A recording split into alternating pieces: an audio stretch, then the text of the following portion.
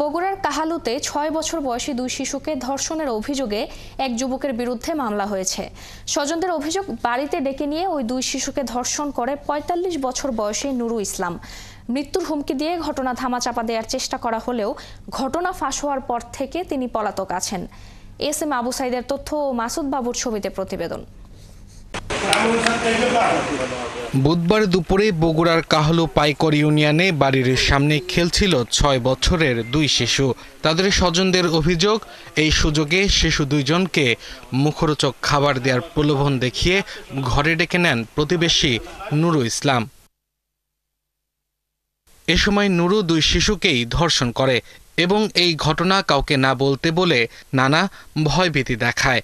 পরদিন বৃহস্পতিবার ধর্ষণের শিকার দুই শিশুর একজন জ্বরে আক্রান্ত ও আরেকজনের রক্তক্ষরণ শুরু হলে পরিবারের বিষয়টি টের পেলে অভিযুক্ত নুরু এলাকা ছেড়ে পালিয়ে যায়।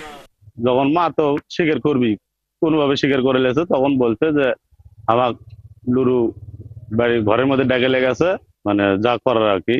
বাচ্চা নিজের মুখেই বলছে যে আমাদের থেকে চুলকে লেছে বা এরকম খারাপ আচরণ করে লেছে। এলাকাবাসী ও আত্মীয় স্বজন এই ঘটনার সাথে জড়িত নুরুর দৃষ্টান্তমূলক বিচার দাবি করেছেন। আমরা আর একটা সুষ্ঠু বিচার চাই।